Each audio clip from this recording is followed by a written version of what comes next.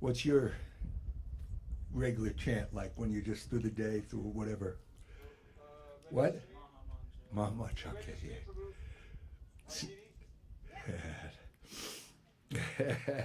I'm usually a Dal Nitai or Gor Nitai. Gor Nitai, Gor Nitai, Gor Nitai, Gor Nitai.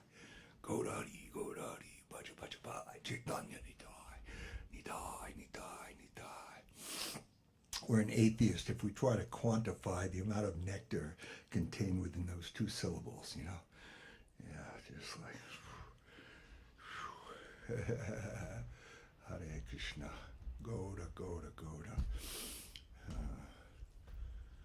Om Jnana Timrandasya Gananjana Vakurvabhitas Purakam Gurugana Shisha Sambhushitam Chintya Chintya Samasta Vedanipunam Shirupa Pantanugam Govindamabhinam Ujuram Vratinum Bhaktyam Diktam Sundaram Vande Vishwabonun Divya Bhagavat Prem no Hibija Pradam Devam Divyatanum Suchandavaranam Balaka Chelanchitam Sandarananda Puram Sadeka Baranam Vairagya Vidyam Buddhim Sisadantanidim Subhakti Lashitam Sarasvata Nambaram Vande Tam Subadam Madeka Sharanam Naishishvaram Shridharam Om Gyanatmunandasya Ganandara Salakaya Chakshur Militam Jena Tasmai Shri Guruve Namaha Vanchakalpatarubhyascha Kripasindubhyevacha Patitanam Pavanebhyo Vaishnavebhyo Namo Namaha Jaya Jaya Sri Chaitanya Jaya Nityananda Jaya Dvaita Chandra Jaya Gora Bhakta Vrinda Hare Krishna Krishna Krishna Hare Hare Hare Rama Rama Rama Hare Hare Goda Goda Goda. Well, it's not a matter of quantity, it's a matter of quality. So Ek Bindu Jagat Dubai, as Guru Maharaj would always quote, one drop of the infinite can inundate the whole world in a flood of ecstasy, a flood of nectar. So, yeah. Goda, Goda. So, yeah, one drop of that nectar. And then, Guru Maharaj said that if you chanting with the chanting of Gaur Nitai Nam or, Panchatatma Nam, there are no offenses considered. So then Govinda Maharaj, so if you chant sincerely, he said you get the full benefit.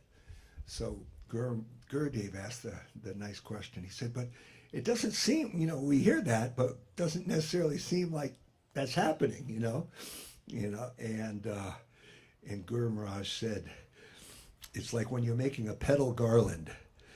You poke the needle through, you have 100 petals and you poke the needle through. It's not instantaneous, but it's almost instant. So that's it. It's just a real short moment before we're, fully nectarized. I give her a thing, and you guys can, well, you need the seat. Oh, well, I guess they need it. I hate being so far away from you guys, but you need a seat, so it's okay. Now, if you need to sit like that, that's okay. I just like it to be more intimate and homely, home-like. Go. And hey, how we're doing this is just feel free to ask any questions, because questions are the, Guru Maharaj would say from the Gita, he'd say, Tushanticha Ramanticha. There's just some nectars oozing from that discussion.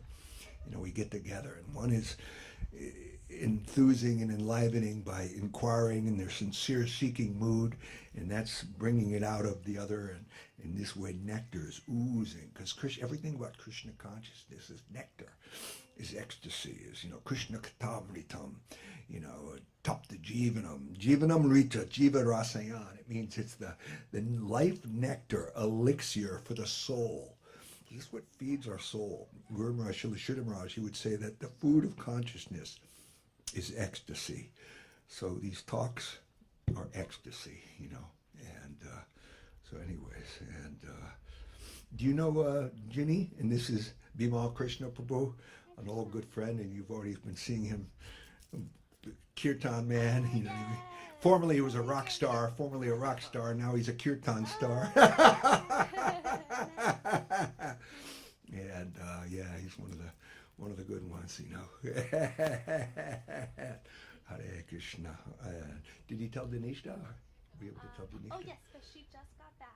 Oh, okay. Top of the hill, so she's. Oh, okay, okay, no problem. Yeah, that's the problem, man. I knew with this timing, it, you know, like we're gonna have a, you know, scarce attendance, but you know, anyways, if you know, just one person somehow can inspire me and inspire each other, you know, that's what it's all about, you know. And you know, it's like when you have one stick, it's easy to break, but if you have a few together, it becomes hard. You know what I mean? Like that. So Sadhu Sangha Guru Maharaj, Srila Sridhar Maharaj would say, when we say Guru Maharaj, we're usually referring to Srila Sridhar Maharaj, and Guru Dev, we're usually referring to Srila Govinda Maharaj. He would say that in a word, it's Sadhu Sangha, associating with the devotees. We're like crystals. We reflect whatever light we're around.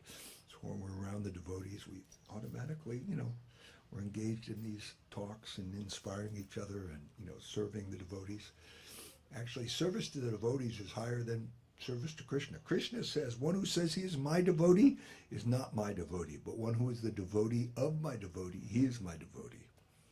So, you know, feel free to add, not only ask questions, but, you know, add whatnot. I mean, you know, I shouldn't even be up here on a seat like this. It just, I don't know. I thought it was maybe getting me a little more comfortable or something. Anyways, Goda. So how long have you been acquainted with Krishna consciousness? I first met devotees in 2019. Oh, okay. So a while. Yeah, but it's been a really gradual Okay. thing, you know? Yeah. It's like, I really liked the kirtan, I like prasadam, it's just like something that I do for fun sometimes, you know, but then slowly, actually I think it was because of 2020 and lockdown, and I started okay. to actually get into the philosophy and start reading. Nice. Now I'm all in. Good. Now I'm in the deep end. That's it. You got to be all in. You know what I mean? It's, yeah. I mean, Krishna says in the Gita, Yeya tamam upadyante tams tataivi bhajamiham mama bhartmanuvatante manusya parthasargasya. As they surrender unto me, I reward them accordingly. Everyone follows my path in all respects, O son of Prita. So as much as we give our energy and our surrender, Krishna will give back. You know, if we don't do it, you know, he's like, he doesn't want to bother us. He can't force love, you know, so, yeah. But if we surrender fully, then he will fully give himself to us. That's it. As much as we, every step, it was funny, one time, Gurudev was talking, he was so psychic. He was known for his psychic, mystic nature, you know, and you could communicate with him just psychically, you know, just mentally. And sometimes if I had things I wanted to say to him, but I knew I couldn't say them out loud for whatever reason, you know, I would do that, and he would 100% confirm it, you know, by using the same words I just used, or and oh yeah, so one time he said, yes, if you give to Krishna, he will give you back double. I'm thinking double. I heard it was like 100 times. Gurudev goes, yes, actually 100 times. Then another time he was praising somebody, and but this person, you know, he does a lot, but he also makes some disturbances. So I'm thinking, yes, Gurudev, but a little harsh, a little, you know, I like this also, Gurudev. Yeah, well, maybe harsh. The exact word. And one time he was naming this girl whose name was Rani. She was half Indian, and so he was giving her initiation and naming her. So he had Janardhan Maharaj and Sagar Maharaj, sannyasis who would travel with him, and you know, they were throwing out word. You know, usually if your name starts with a letter, a lot of times he'll give you a name with that same letter. So he's sitting there and they're throwing out names, and he's going, my man. And then it came to me, Rasa Rani. And I never even heard that name before, but I knew Rasa Raj, which means it's the name of Krishna, meaning the king of ecstasy, the emporium of ecstasy, of all flavors and all tastes and all mellows, all relationships, you know, the king, Rasa Raj, Mahabha. So anyways, so it came to me, Rasa Rani, and I thought, that's got to be a name of Srimati Radharani. And you know, we don't cheaply chant. You know, some people like Jai Radhe every second, you know, Radhe Radhe, but she's so high, you know, we're like shy to utter her name, you know. It's like Gurudev goes, oh, she may be sleeping. So anyways, so it comes to me, so I start thinking, Rasa Rani. All of a sudden Gurudev goes, Rasa Rani. Unfortunately, she passed away a few years ago, yeah, out in Colorado, yeah. Yeah. And, but anyways, yeah. Yeah, he was incredible. He you know, people would come here, you know, for the first time, you know, I'd always want to introduce them to Gurudev. You know, they got to meet Gurudev. But sometimes you'd bring him up, and he would be staying here in that house there. And, you know, sometimes he's ready to go to take a nap or, you know, eat or, you know, bathe or whatever. So he didn't have really time to, you know, talk to the people, you know. So we'd come up, we'd give our dandavats or obeisances, and then he'd, you know, graciously, you know, like say hello or something, you know, Hare Krishna, and then he'd have to go. And I'd be thinking, oh God, they didn't like, they really didn't get Gurudev's darshan, real, you know, association.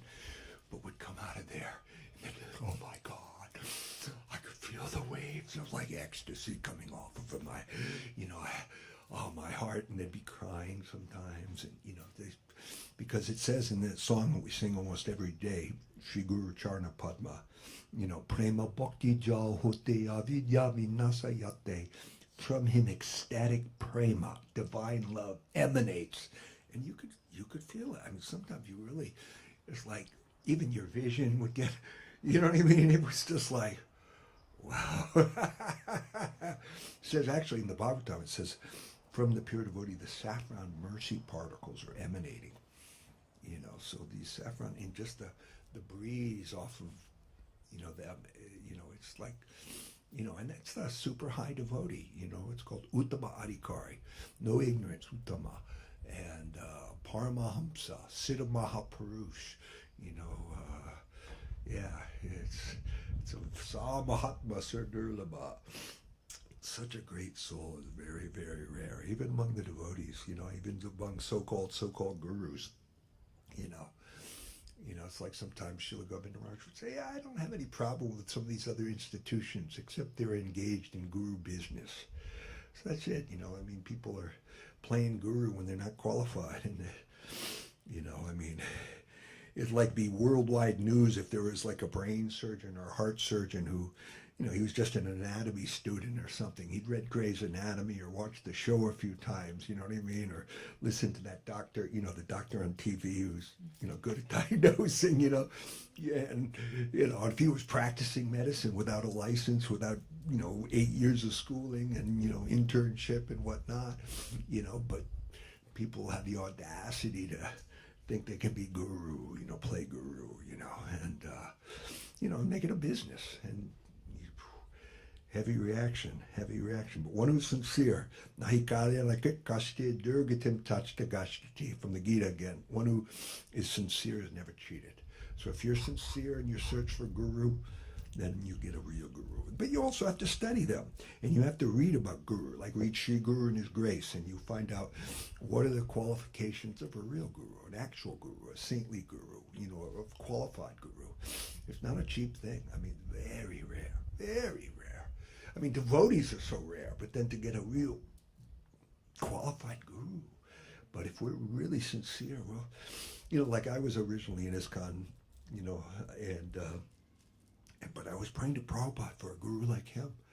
So he showed me his guru godbrother, Srila Sridhar Maharaj, and I saw this picture of Prabhupada looking up to Srila Sridhar Maharaj, and he was like, and Srila Sridhar Maharaj was very expressive with his hands. I don't know if you've ever seen any of his videos, like on YouTube and stuff. They're really wonderful to watch, but very speak with his hands, very expressive. And so Prabhupada's looking up to him, and I could tell, like, he's looking up to him with some reverence and, you know, love and affection and reverence, and, you know, he's his Shiksha guru. And I said, who's that? They said, oh, that's Srila Sridhar Maharaj, you know, and Prabhupada's favorite godbrother. And I said, oh, and I was searching for a guru then.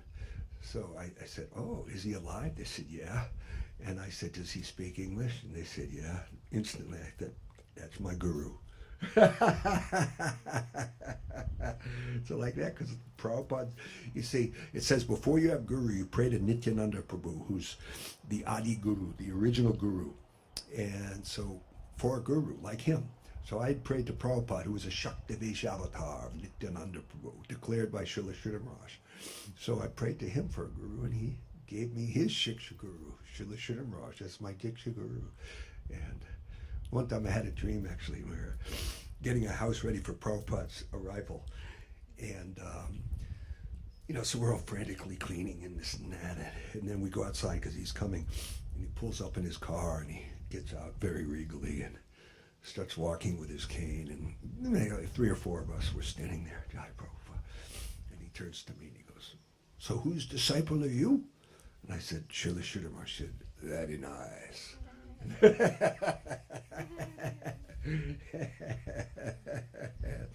Yeah, so, and Srila Sridhar Maharaj says that sometimes in dreams, because our normal sort of duller consciousness is asleep, higher things can come through. So we can have, sometimes some far out, dreams like that. And, by their mercy, that. Yeah, I'll tell you one far out dream I had when this was maybe 10 days or so, a week before Srila Sridhar Maharaj left the planet. And so he came to me and he grabbed me and we blasted off through the sky, but not just like through the sky. It was like plane through planes of existence, plane, just like that. It's like beyond the speed of mind. And he's giving me the name. Hare Krishna, Krishna Krishna, Hare Hare, Hare Rama, Rama Rama, Hare Hare. And I'm just like losing it. I'm just like, and then just like that, it was only a few mantras, and then I wake up. And it's like, there was a song that we sing, Habe Habe Bolo Se Dinamar, Aparada Gucci, Sudanama Ruchi. When will that day be mine? When will the taste for the name be mine? When will my offenses end and I get that real name? See, because as long as we're chanting offensively, we won't get the full name. It's like Lord Chaitanya. He couldn't even come out with one name of Jagadananda, the Lord of the universe. He would just go, jug, jug, jug, and then he would lose it. Because I was telling him earlier, right before you walked in, he said, it says, Rupa Goswami said that if one tries to quantify, tries to analyze, tries to estimate the amount of nectar contained within those 2 syllables, Krishna or Gora or Nitai, you're an atheist. Because it's like, you can't, it's infinite. You want to measure the infinite? You know what I mean? A drop of the infinite is infinite, Sridhar Maharaj would always say, So, we're going after infinity. And it's all, all nectars there, and that's the food for our consciousness, the holy names chanted purely, and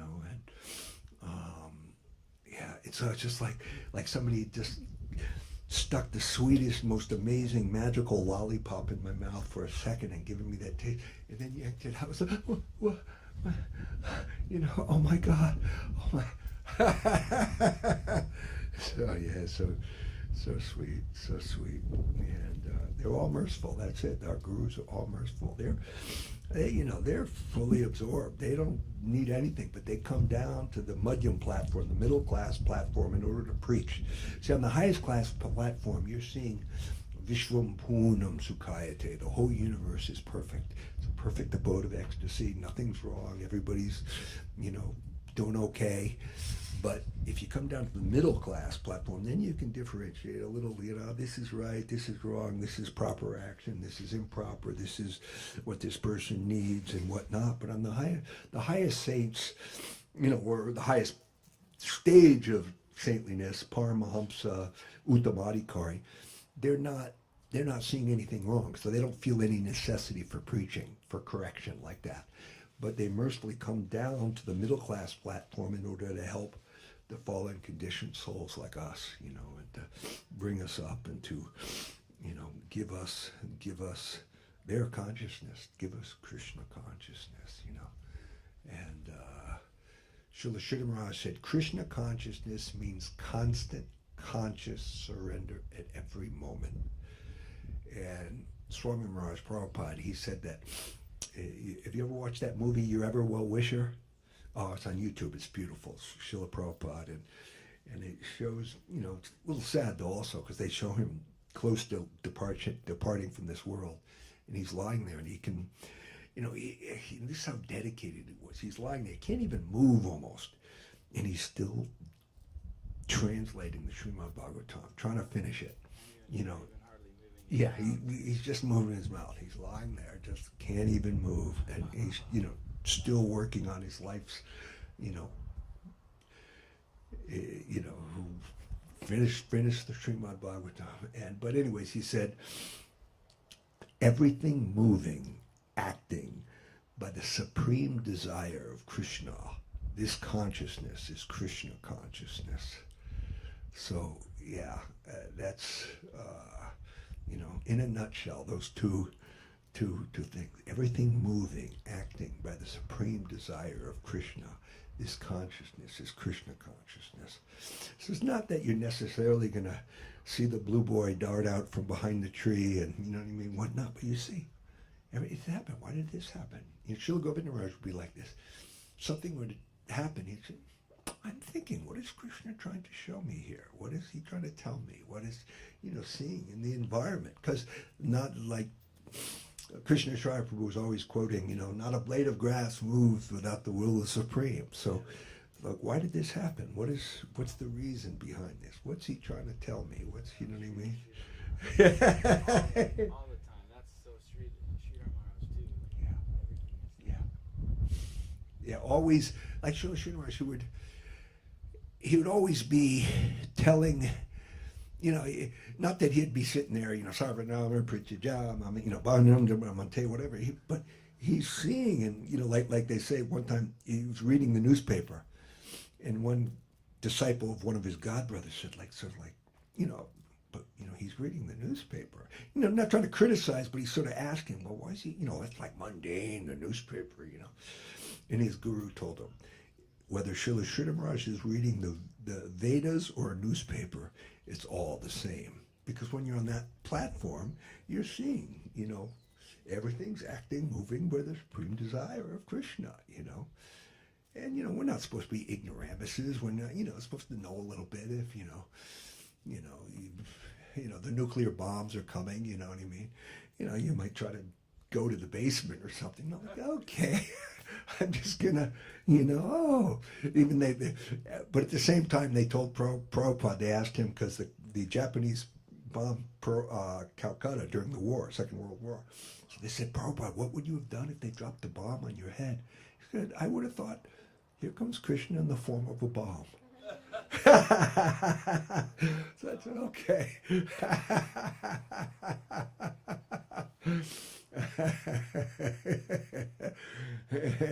and that's it. We just gotta, throw our arms up like Draupadi. You know the story of Draupadi being disrobed, right? Finally she just said, resistance is futile, So she just said, Govinda. And he made an infinite sorry, protecting his devotee, It's like one time I had a dream. In Hawaii, we had a long dirt road behind our house. And I had a dream I was going in reverse at like 70 miles an hour, and I don't know if you ever driven fast in reverse, but it's pretty hard. And finally it was like, I couldn't stop, I couldn't whatever. I just said, okay, Krishna, whatever you want. Like that, he's the supreme controller. We just gotta, we always try to control, but give it up to Krishna, okay, Krishna. Whatever you want to do, whether you handle me roughly by your embrace and make me brokenhearted by not being present before me, you are completely free to do anything and everything with me, for you are always my worshipful Lord, unconditionally. It's the last verse of the Shikshastakam prayers, which are the only 8 prayers that Lord Chaitanya wrote down. Aslisava param paravastamam adarshanam mamatam karotava itatata varahanta lompato matpranasta saeva napara. Oh, Govinda, whether you handle me roughly by your embrace, or make me broken-hearted by not being present before me, you are completely free to do anything and everything, for you're always my worshipful Lord, unconditionally. So that's it, okay, Krishna. Somehow it's all for the best. Whatever happens, that's the whole message of the Gita, Srila Sridhar Maharaj says, is don't quarrel with the environment. The environment is huge. We're infinitesimal, we're minuscule. How we can change the environment, but we can change our reaction to it. We can change our consciousness. So smile with your karma, whatever comes your way. Soon you'll get out of all karma. But if you quarrel with your karma, you have to repeat the lesson, so like that. Just, that the whole message of the Gita in one little, condensation. And you see, that's what the saints do. They condense the Vedas. They, like the Srimad Bhagavatam, yesterday was Guru Panim, Srila Vyasadev's appearance day, and, Gurudev. So he had written all the Vedas. I mean, the Vedas are huge. Like Srila Govinda Maharaj would say, the Vedas are an ocean. You're going to drown in the ocean. You try to, know the whole ocean. Forget it. You're going to drown. So even his guru, Narada Muni, said, well, you've cheated everybody. You've written all these Vedas, and you talk about the heavenly planets, and you've so many enticements almost for people. You're going to bewilder everybody. You're going to get people going here and there and everywhere. You know what I mean? You didn't give the essence. So he said, okay. So then he wrote the Srimad Bhagavatam. The finals, like Srila Govinda Maharaj wonderfully puts it, the junior-most scripture with the senior-most thought, because it was the last thing he wrote, but it has the senior-most. It's called the Swaram of the Vedas, the cream of the cream. Swaram means cream. So it's the cream of the cream. So the condensed essence, which culminates in love of Krishna and Harinam Sankirtan, like that. And so yeah, we don't need anything else. We just have to, get the cream of the cream. We don't have to, gradually, like some people say, well, don't you have to go, you're trying to go for the penthouse, but you have to go to each floor first. No, you go straight. Take the elevator straight to the penthouse. Don't stop on your way. There's going to be many a slip between the cup and the lip, And anyways, yeah, Hare Krishna. Got some questions, comments? Anybody? Don't be shy. You too, you're being quiet there, my friend. Goda, nidai. So it boils down to that, those two rules and regulations. Always remembering Krishna and never forgetting him. If you're doing that, you're doing everything. You're doing everything else, but you're not doing that, you're not doing anything. So yeah. But the only way we'll be able to do that constantly is the third verse of the Shikshastakam, which was Srila Govinda Maharaj would always say, Gurudev would always say, is the most important verse in all the Vedas. Tanarapi sanuchena tororiva sehishnuna amanina manadina kitanyas dahari. One should chant the holy name of the Lord in a humble state of mind, thinking oneself lower than the straw in the street. One should be more tolerant than a tree, devoid of all sense of false prestige. He should be ready to offer all due respect to others, expecting none in return. Only in such a state of mind can one chant the holy name of the Lord constantly. See, because if you're not humble like that, and you're not giving honor and respect and making everybody your friend, then you'll be getting sort of pushback from others, and pushback which will disturb your mind. It's like, oh, he didn't honor me. I'm, and you're angry. They didn't honor me, And so then your mind will become disturbed, and you won't be able to chant. But it's like, okay, yeah, I don't care. Oh, it's like there's a story in the Bhagavatam, and was it Chitra? Seeing who's the highest, Brahma, Vishnu, or Shiva.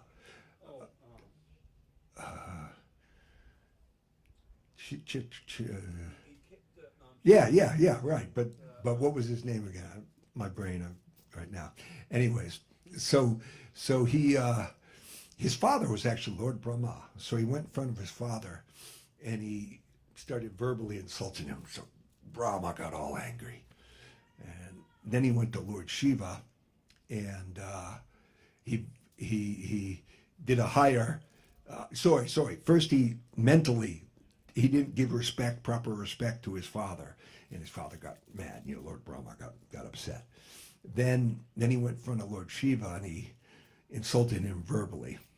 So you got Parvati sitting in your lap like this in public. Brigamuni. Yeah, Brigu, exactly. And so then Shiva got upset. So then he went in front of Vishnu and he did like a flying leap kick, Bruce Lee, hit him in the chest, And Vishnu's like, oh, my dear Brigamuni was a Brahmin. He said, oh, my dear Brigu, did my hard chest hurt your lotus feet? Can I massage him? So he didn't even take a physical offense. So he said, Vishnu's the highest. But Lakshmi took offense. Lakshmi, you got to kick my lord with your feet. So then she cursed all Brahmins, never to be wealthy. Never to be wealthy. The curse of Lakshmi Devi. And yeah. And then the mark of Shivats came from that too, I guess. From the footprint.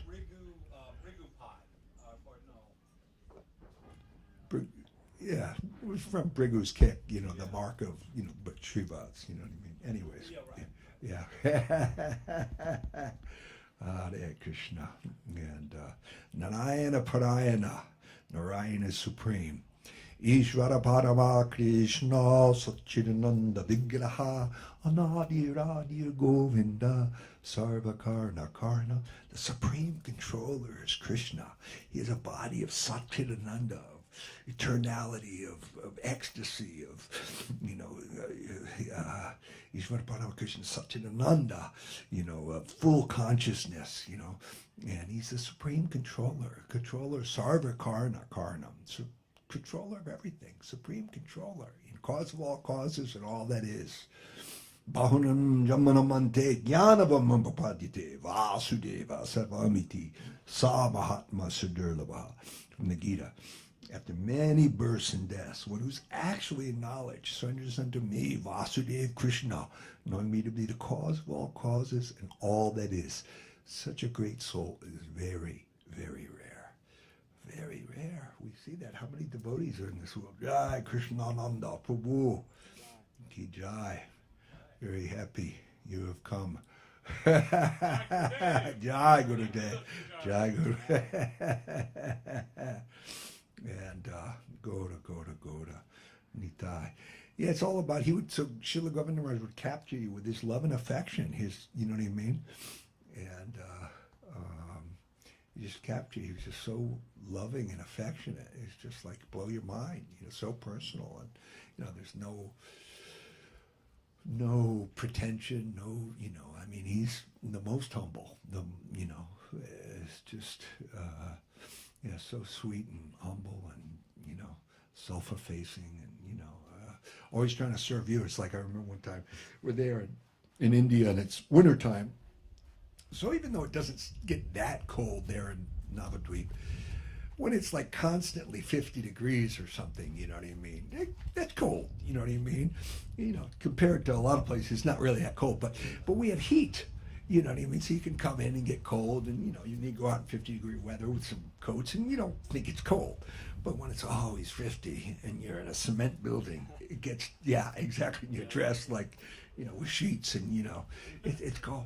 So somebody was sort of complaining about the cold, and she'll go, and Mar's like, get a heat, use one of, use the heater, use an electric heater.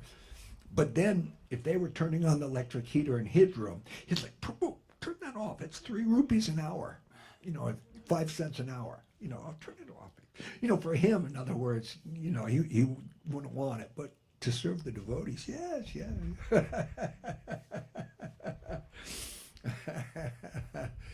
And always so careful too. It's like Srila Guru Maharaj and Srila Govinda also, they would think that they are the holder of Radharani's purse. All the money that they had, Lakshmi Devi, they would think this is Radharani. All right, there they are. Hare Krishna. And Hari. Hey, come up here if you want. Get some mats. If you can. I mean, if you can't sit down, but it's nice to have you all up close and, Yes. Just to illustrate about the cold thing, November Yeah. in Abu To me, it was hot. I Yeah. had on a cotton T-shirt, and it was soaking wet with sweat. Yeah. And this Indian said to me, "Oh, you should have come earlier when it was warmer." Yeah. Oh, yeah. No, I know. The first day it'll be in India. It'll be like, I remember literally like the first day I'd be wearing a chadar. It'd be like 85 degrees. You know what I mean? And just have on a chadar, like no shirt even. You know.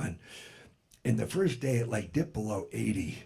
They'd be throwing burlap on the marble floors, and they'd have little monkey caps on, and you know, like you go through the airport, and I mean, through like the train station will be 80 degrees or something, and you see little kids with like snowsuits on. It's like I'm looking at them. I want to go over there and like take it off. But that's how they're able to tolerate 120 other, you know, in the. And, anyway, yeah, but so I was saying that he would see all the money that we gave him. I'm the holder of Radharani's purse, you know, so I have to be careful. I can't, it's hers, it's not my money. I'm the holder of Radharani's purse strings. And, you know, so very careful to, you know, like someone would come up in the old days, they asked Srila Srinath Maharaj, like, it was a half a rupee to go, what now costs 20 rupees was a half a rupee to go to town by the rickshaw. So they'd say, "Oh, I have to go, you know, doing some service, Gurudev, in town. Can you have a half a rupee?" It'd be like, half a rupee, you know, like checking to make sure. You know, now it's 85 rupees to the dollar, you know, so you could see that, you know what I mean? But just like that, no bit of waste. It's all for Krishna's service, not for his own opulence, you know. You know, I know one time somebody was showing him something, and Srila Govinda Maharaj, and they're saying, "Oh yes, Govinda Maharaj, you know, this is so expensive like this." And Govinda Maharaj said, easy to spend money, hard to make it. So that's it. We have to know that, like they say, wealth is for Narayan, Pratishta, or like name and fame, are for Guru, and women are for Krishna, you know, and like that, knowing the proper utilization, you know, of everything. And hey, so feel free to ask questions and like that, you know, comment. And wish your brother came. Yeah, he got stuck with working and all that. Ah, yeah. Anyways, so how long has he been telling you about Krishna?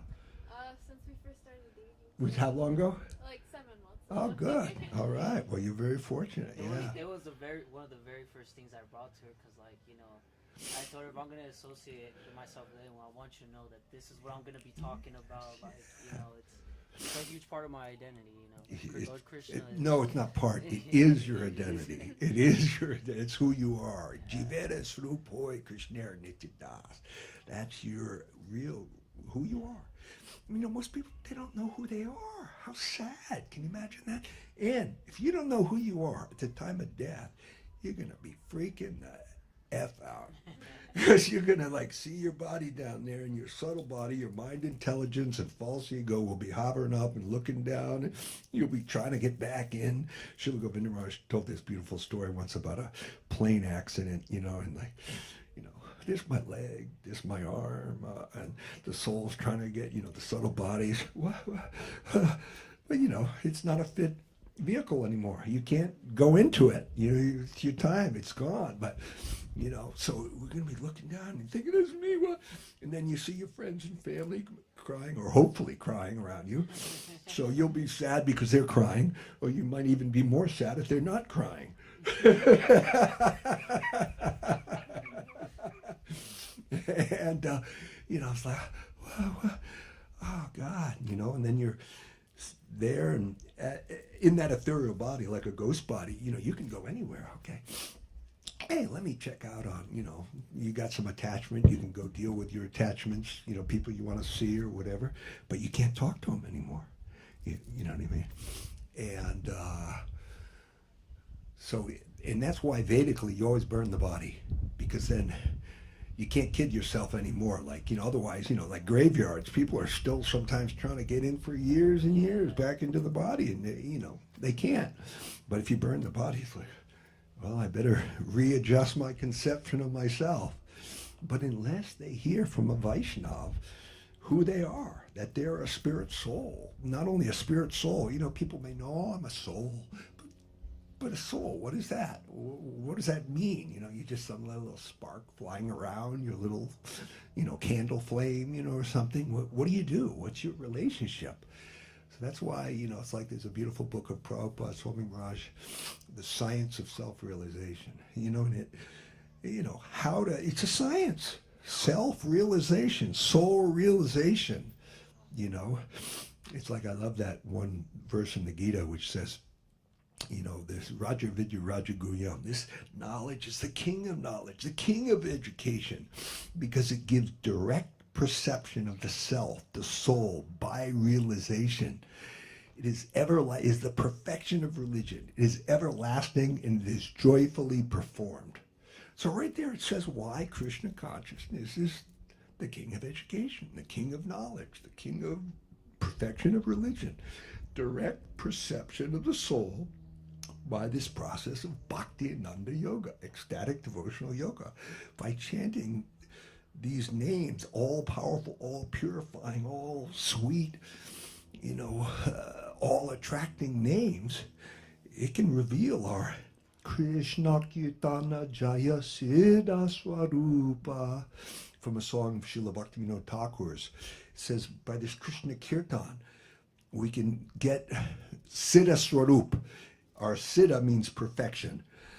So many yogis, they want, there are different cities they're going for, like, oh, I can manifest things at will. I can make myself smaller than the smallest. I'm bigger than the biggest. I can, withstand fire. I can, who knows, all these little worthless cities, basically, worthless perfections. But the real perfection is to, reveal find out who we are. Siddha Swarup, Krishna Kirtana Jaya Siddha Swarupa. So this Krishna Kirtan will reveal our real form, our perfected form, and like, wow, we'll know who we are. Prema Pumarta Mohan, that's the goal of life, to develop love of Krishna. Most people have no idea what the goal of life is. Oh, be a good person, make a lot of money. He who has the most toys at the time of death wins. You're freaking dead. How you won? The rat race. Exactly. Rat. Yeah, And, he who wins actually loses the worst. And it's sad, actually. It says that the Vaishnava, the real Vaishnava, he's Paradukkha Dukhi. His supreme sadness is just seeing the sadness of others. He has no sadness for himself because he's knowing Krishna is arranging everything, and he has that faith that, okay, even my troubles, they're burning up my karma, and he's probably minimizing my karma. I really deserve so much more, but, like they say that sometimes for a devotee, let's say they stub their toe and they should have gotten their whole leg cut off in an accident or something, but Krishna mercifully just gave them a token reaction, like that. And,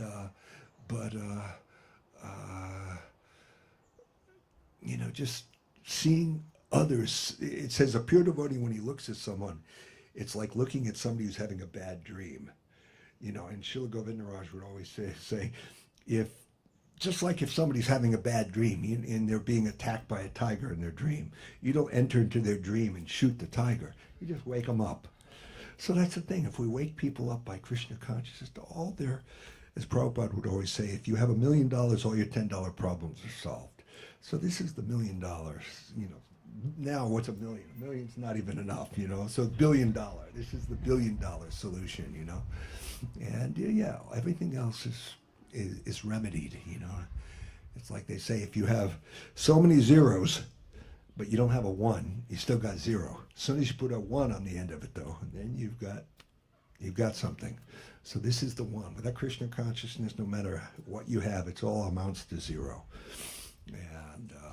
And even if you live some nice mode of goodness life, you got your organic farm, and you're walking around, you got your beautiful wife and kids, and you're all barefoot and eating organic veggies, and it's all sweet and sunshine, and you're in Hawaii, you still gotta die. You still gotta watch your friends and family die. It's still temporary, So it's like it says, this from the highest planet down to the lowest here in the material world, they're all places of misery where repeated birth and death take place. And that's the thing, people aren't, they're not sort of scared enough of death. They're not like, you know what I mean? You know, actually, Yudhisthira, they asked Yudhisthira Maharaj, what's the most amazing thing? He said, the most amazing thing is everybody's dying. Everybody's seen, you know, their grandparents and their great-grandparents and so many people, friends and family die around. But nobody's really thinking that they're going to die. And that's it. You know what I mean? It's amazing, you know. We don't. And I think it's partly because of the fact that we do know deep down inside us that we are eternal and we're not really going to die. But still, if you don't know who you are, once again, you're going to freak out at the time of death. You know what I mean? Yeah. I've actually thought about, like, say, you know, you're doing a seminar and, you know, you tell everybody, okay, right now, you're dead. Think about it.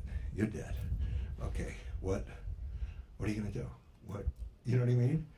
And I bet you a lot of people would start crying, and you know what I mean? If you really got into that meditation on I'm dead. And what do they, if you don't know something higher, damn, it's a sad world, bad world. Yeah. If you're dying or close to death, like that, you've wasted all your time. Exactly. But then again, mercy comes in an instant. That, yeah, that's it. Descending, coming down through the devotees. Actually, no matter, even if you. Also, maybe you could talk about Sukriti and Yeah. Well, accumulation. yeah, that's sort of what I was gonna say. It's like, if you can, very, very hard and very, very rare, but you could obtain, if you were a super yogi and whatnot, you're going to get to some Brahman, some oneness realization. But unless a devotee comes down and gives you that you know, knowledge and that realization that you know, and tells you about Krishna, you're not going to be able to ever know Krishna by diving. He says even a lot of times the yogis, when they finally do come to the platform of realizing the super soul, they don't even think it's the super soul. They think it's them. Like, wow, it's me. You know, but no, it's Kishore Dakshayi Vishnu. So they don't even understand that. But by, like he's saying, it was Sukriti, means devotional merit, by hearing, by chanting, by serving. At first, people do things, it's called Agyata Sukriti, unknowing Sukriti, meaning like you know, somebody's collecting, you know, just with incense or a devotee, you know what I mean? And, you know, but you don't know they're a devotee. And he says, oh yeah, we're collecting for a good cause. Oh yeah, here's a buck or whatever. So they get a little bit of devotional merit, Sukriti.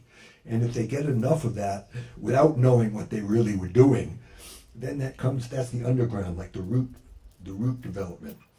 And then when that is sufficiently developed, then the Gyata Sukriti, the knowing Sukriti, you know, like, wow, the devotees are special. The devotees, you know, I should serve the devotees. I should give some of my wealth to the devotees. I should, you know, try to serve them and help them and, you know, like that. And then you know when you're performing the Sukriti. And also according to your Sukriti and your theistic development from a prior life, you come into a particular level of theistic conception. You know, even in Krishna consciousness, it's not all the same. I mean, you know, nothing's all one, nothing.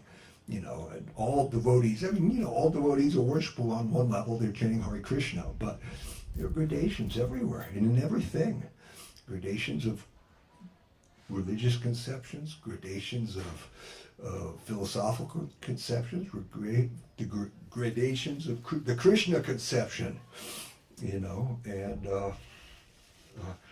you know, like I heard some, you know, so-called, you know, guru the other day, and he's, you know, here it is, like, you know, been around for 50 years, and he's still just saying, yeah, you're not your body, and, you know, and it's like, yeah, that's true, and, you know, we still haven't fully realized it, but, you know, you can't say something a little higher and a little more attractive and enticing than you're not your body, you know what I mean?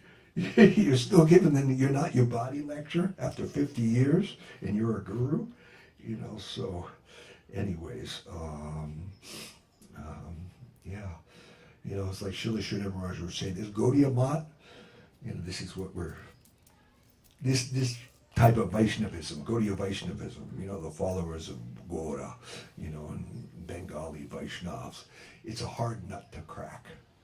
You know, it's not simple. It's not, you know what I mean? It's very, very elevated, very developed, very, you know, rare, very rare, and very, you know, there's a lot to it. There's a lot to it. And the more you know you don't know.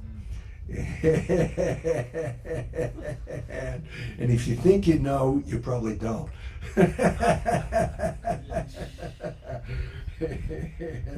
It's like even Srila Bhaktisiddhanta, you know, our great-great-grandfather, our great-grandfather guru, he used to, you know, they'd say, wow, you know, he was so, you know, a ray of Vishnu, so amazing, you know, but sometimes they say, oh, you know, like, you're such a master, you know, and he'd say, no, but, you know, I'm still a student, but I'm like a monitor in the classroom. I'm still a student, but I've given the position to look over the class a little bit, like that. You know, he give himself that position. But it says, one who thinks he's guru is garu. You know, is cow. He's a cow. You know what I mean? Because actually, a real guru, he's thinking, everybody is my guru. Srimati Radharani, you know, she's the topmost guru, and she's thinking, I can learn about devotion, I can learn about service to Krishna from everybody. She has that utter humility, and it's genuine. It's not, you know, like, you know. I remember I was in the Philadelphia temple years ago, and there was this sort of crazy guy, and they used to make they were called yogi bars. They were sort of like the first, like, you know, energy type bars. They were really good. They were, you know, out of Gita Nagari. So the Gita Nagari farm was close by. They had a little factory there, and they would sell these things. So the guy said, and so they would bring their boxes of like blue yogi bars, you know, ones where they're broken or whatever, and just give us huge boxes, you know. So this guy's like, I'm so full, and I'm just gonna eat these yogi bars until I die.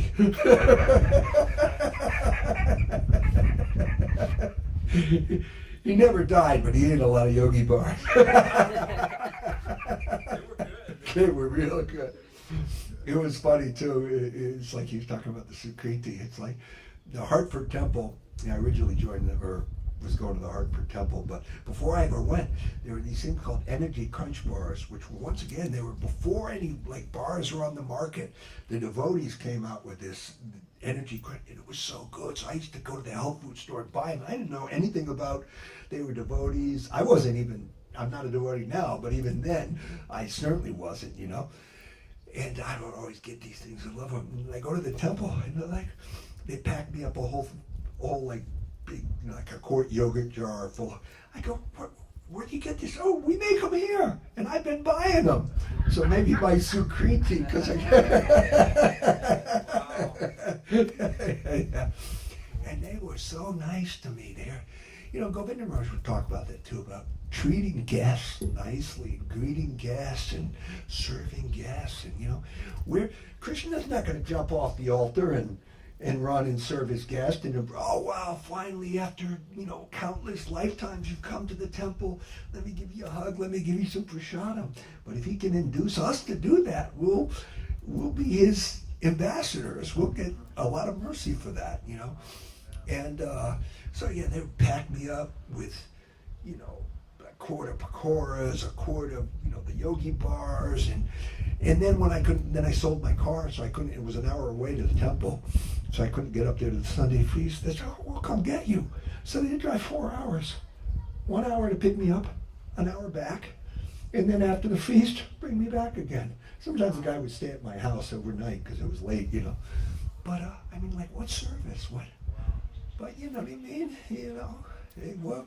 God. I don't think that would happen today. No, generally not. But it should, that type of thing, you know. Yeah.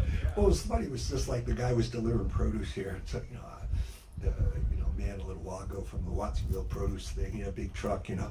So I said, hey, come and get some lunch. He's like, no, I'm too busy. I can't do it. I got to run. I said, wait. I'm going to grab you some cookies. So I ran and grabbed him some cookies, you know.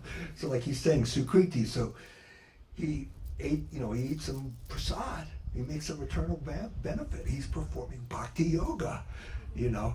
And plus maybe he thinks, oh man, they were so nice. They're, you know, they're inviting me, they're giving me something, you know. Most people want, they're just trying to take. But if the devotees are giving and, you know, serving, that's rare. That's rare in this world, you know. And, yeah, you know what I mean? It captures your heart by giving. It captures your heart, you know.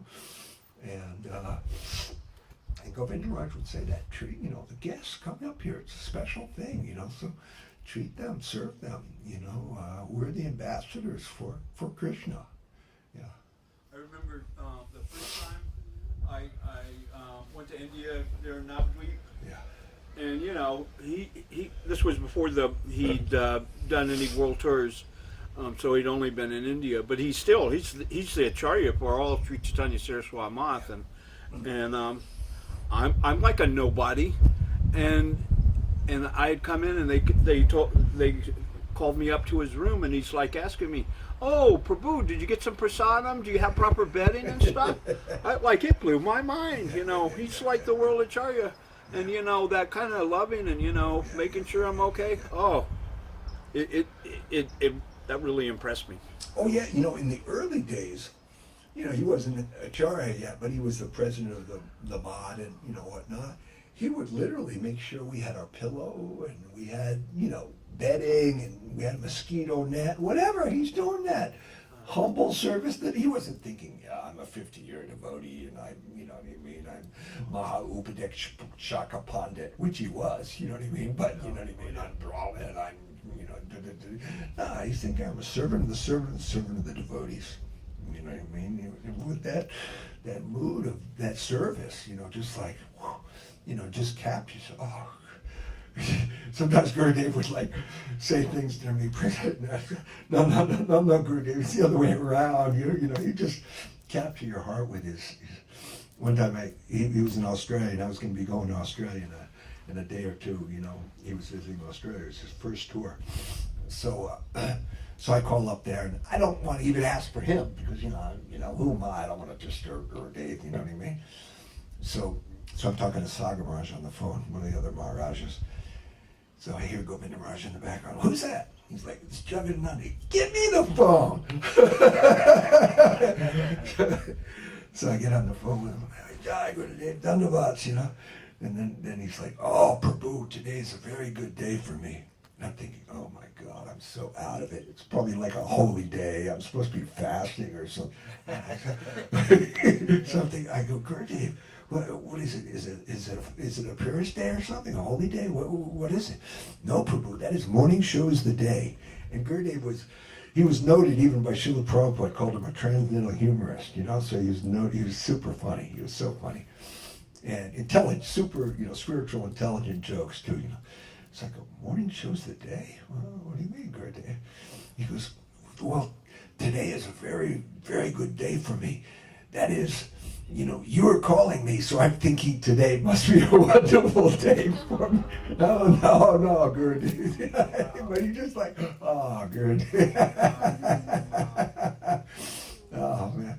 I remember once we're sitting here in the room with, you know, there's like 30, 40 people in the room, you know, and then there was this devotee, he's passed away now, but what was his name?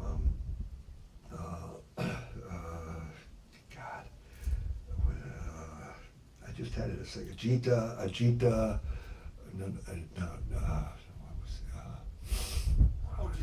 Jitendra Mohan, yeah. So he's like a humble devotee, you know, and Gurudev looks right at him and goes, Prabhu, how are you doing? And you know, so since he wasn't like some big devotee, he's like, he looks around like, oh, he can't be talking to me, you know, he's looking like this. He goes, yes, you, Prabhu, how are you doing? He's like, oh, you know. And I'll tell you, he was a miracle too. He fell off his bike, you know, going down here on the road, and like major brain damage. Oh my God! In the hospital for 4 months in a coma. I went and visited him in the hospital quite a few times, and my God, I mean, you cry just seeing the guy. He was like Scrabble brain. And he came out of it. Totally came out of it. Gurudev, I mean, it was a miracle. This guy was like, you couldn't get any worse. You know, yeah, it was like, wow, miracle. And Jagadananda Maharaj didn't mention it, but he was talking about the guy who drowned in Brazil. It was on Govinda Maharaj's tour, and the kid drowned. I mean, he'd been under the water for like 15 minutes. And Gurudev really, it was because of Gurudev, Gurudev's like, no, this can't happen, not on my tour. Yeah, and was it some special day too? Yeah, I'm not sure, but somehow it was by, once again, Gurudev's, special influence that this kid came back 15 minutes under the water. Yeah, I mean, that's- yeah. And, it's like, no, Krishna, okay, change it. Sometimes they say, like, when you're chanting in front of the deities or you're chanting Hare Krishna, all your lines, your astrology lines, what's going to happen to you, they're changing. Because, yeah. So Gurudev, it's like, even Gurudev, his chart was such that he was supposed to only live 64, I think. He was only supposed to live till he was 64 years old. So, and he was a master astrologer.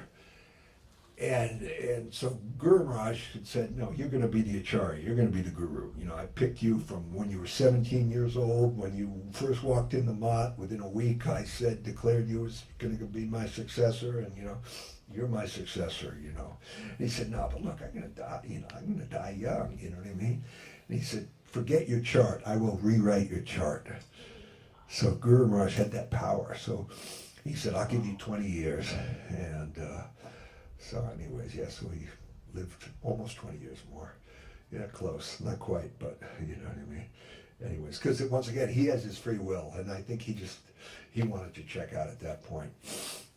Sadly enough, for all of us, that was the saddest day ever, And it says nothing's more sad, the greatest sadness is the separation of a Vaishnava. Were you there at the Mata when he passed away? Yeah, I was there,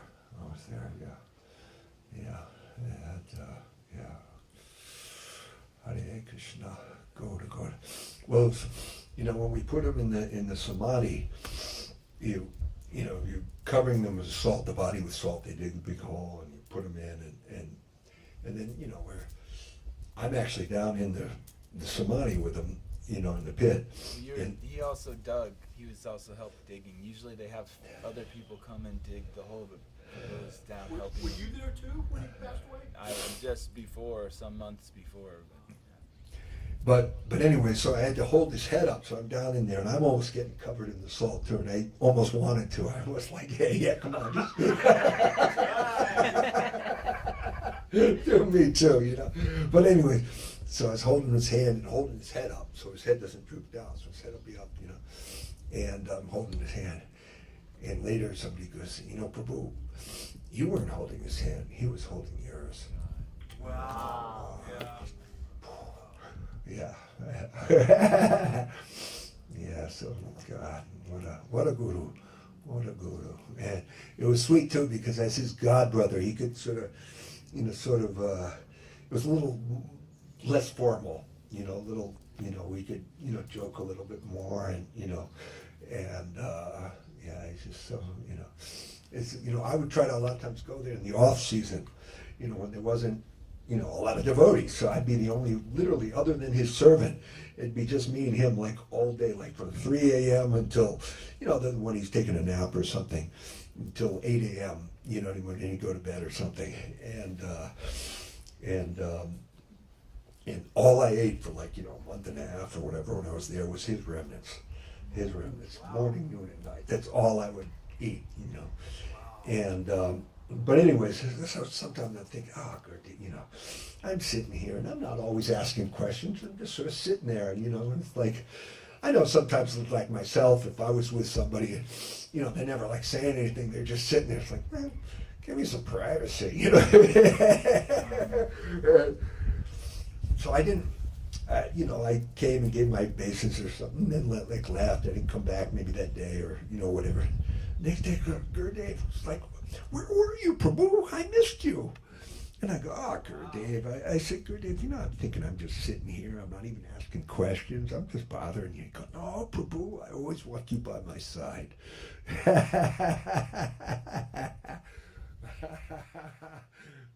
And he gave me a big hug like that, you know. And yeah, one other time, this devotee who was, you know, like a senior devotee there, you know, he's like, no, well, we shouldn't think this is our home. We should just think this is, you know, we're guests here. And I didn't like that at all. First of all, I didn't accept it, but I told Gurudev, I said, Gurudev, you know, the senior devotee, he said that, you know, this is just our, you know, we're guests here. But I said, I didn't like that at all. It made me very sad. I'm thinking that this is my father's home, Guru Maharaj. This is my big brother's home, your home. And in this way, this is my home. Gurudev got up and gave me a big hug and said, yes, Prabhu, this is proper consciousness. You know, I'm a disciple of Guru Maharaj, and Chaitanya Saraswat Mat is my home. Once again, our conception and our thoughts like that, if we're thinking that at the time of death, once again, what will we do? We might take birth again there in Chaitanya Saraswat Mat, or, you know, nearby, or, you know, like that, you know. It's like Gopal, he lives 50 yards, this servant of Gurudev named Gopal, he lives 50 yards, he was born 50 yards away and grew up 50 yards away from the temple in India. And then he became Gurudev's servant, you know. But so, once again, if that's our conception, for a few days he was talking like this. This is proper conception. I am a disciple of Guru Maharaj. You know, that's who we are. Our name, like when we have a name, it adjusts our ego. You know what I mean? We're thinking, you know, our spiritual name, that will purify us, you know, like that. You know, where if we're thinking we're just some stupid mundane name, what's that going to do for us at the time of death? Even one time, you know, they were, you know, old Prabhupada disciples, and they were calling their kid, he had a spiritual name, but he also had a mundane, you know, a regular karmi name. And they were calling, you know, the mother was calling the kid, you know, Dave, you know, well, anyways, I won't say the name, but anyways, yeah, Charlie. Gurudev's like, what? What is this? Well, I cannot believe it. This is also for the parents, you know, remembrance and for the child's benefit, and they're not using the spiritual name. He was shocked, and, you know, because how are they going to be benefited? Who's going to be benefited by that? Nobody. And anyways, yeah, so all these things, you know, they're Bhakti-ananda heart yoga.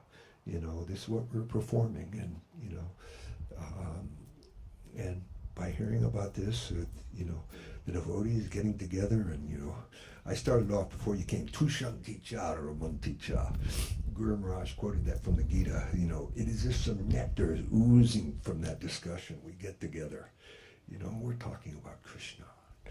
We can feel it, and we'll, like Guru Maharaj would say, we may be two, but we will feel the presence of a third. Krishna, you know, he's non-different from who talks about him. He's there. You know, where I say somebody's name and they're not there, it's not going to make them appear. But Krishna, if we say his name, Gora, Nitai, they're there. You know, they're there. And especially Gaur Nitai and Panchatattva Nam. You know, if you chant their names sincerely, Gaur Nitai, you know, they'll be there. And yeah, so that's it. Cry out at every moment. Gaur Nitai. You know, and unite for Krishna consciousness, you know, and yeah, make a Krishna-centric relationship, you know, Krishna in the center of your relationship, and serve, like they say, two together are more powerful than, you know, 1 + 1 seemingly equals 2, but actually if you're together for service, 1 + 1 equals, you know, like infinity, you know, it equals way more than 2, you know, so yeah, to unite for service in a Krishna conscious, you know, like he has a beautiful family, and, you know, wonderful sweet kids. They're all, you know, wonderful wife, and they're all serving here and all happy, and you know, it's so nice. It's so wonderful, sweet, you know, and yeah, Krishna. Everything about Krishna consciousness is sweet. You know, Guru Maharaj would always go, Madhuram, sweet, so sweet, it's so sweet. You would be tasting it. You'd hear him just, you know, he'd be relishing it, just saying it, how sweet it was. He would relish that sweet. Sweet, it's so sweet. Yeah. So yeah, Hare Krishna. Goda, Goda, Goda, Goda, Goda, Goda, Goda, Goda, Goda, Nitai, Nitai, Nitai. And but Guru Maharaj would say that's one of the things about this is called Vani and Vapu. Vani is the instructions of the spiritual master, which you get from hearing his tapes and his reading his books and whatnot. But then there's Vapu, the personal association of the spiritual master. And he said, by this Vapu, you can see their etiquette, and then you can see their practical dealings. And that's it. So unfortunately, sometimes we see that people didn't have so much Vapu, personal, so they don't know the etiquette. And when they don't know etiquette, like Guru Maharaj said, etiquette is the jewel on a Vaishnava. And so etiquette makes for sympathetic dealings with the environment, with nature, with the society. And you see, that's why even in the mundane society now, husbands and wives, they don't know how to properly relate in an etiquette. Kids don't know how to relate. Kids will chastise their parents, and so many things, you know what I mean? And so society, the young don't respect the elders, and so society breaks down. So same thing in a Krishna conscious society, when there isn't that etiquette and that proper respectful dealings, and giving honor and proper honor and like that, that creates disturbance. And so we have to learn this etiquette, and yes. About etiquette, does etiquette, is there a ceiling to etiquette? Because sometimes I feel like etiquette feels there's Formal, formality yeah. there, and then if the ultimate goal is love, Yeah. love is intimate and there is no formality. So then, but does etiquette still play a part? Does it always? The Guru Maharaj would always talk about substance and form. And substance is, all important, but form isn't unimportant. So that's what sometimes people try to think, it's all about substance, forget the form, we're not formal. But it's not that the form isn't unimportant. It's like Guru Maharaj gives the example of the breath is the life-giving substance. That's what, prana, that gives us our life. But we get that through the form of the nose. And he says if there's an obstruction in the nose, you get a tracheotomy, but it's not that I'm just going to get a tracheotomy because I feel like getting a tracheotomy. You're not going to, spite your nose, the old expression, you know what I mean? You're not going to cut off your nose. So there's a fine line there, and it's not all, it's ultimately boils down to substance, even with etiquette. It's like if there's a boy who's a super pure devotee, then, he's the most senior, highest, worshipful, even with etiquette toward him, but he will also be acting because he's, as a boy, like Lord Chaitanya, here he's the Lord himself, but like a Dvaitacharya, who's also, the Lord, but he's Mahavishnu. He's not Swayam Bhagavan. He's not Radha and Krishna combined. See, Lord Chaitanya is Radha and Krishna combined. Shri Krishna Chaitanya, Radha, Krishna, Mahayanya. So Advaitacharya, even though he was so, he's Mahavishnu, Sadashiva avatar, but so Lord Chaitanya is always, as a boy and and as a junior, he's always giving respect to Sadashiva, Mahavishnu avatar, Advaitacharya. But Advaitacharya didn't like this because, he knows, no, you're higher than me, type thing, So finally, Lord Advaitacharya would act in such a way that finally he had to break the etiquette and show that and he sort of like chastised him, or I can't remember the whole story, but yes, exactly. So he was preaching the Mayavad philosophy to piss him off, to get him. So he would chastise him. And so you're like, why are you doing? So Mayavad is impersonalism. It's like, yes, you're one, I'm God, you're God, we're all God. You know what I mean?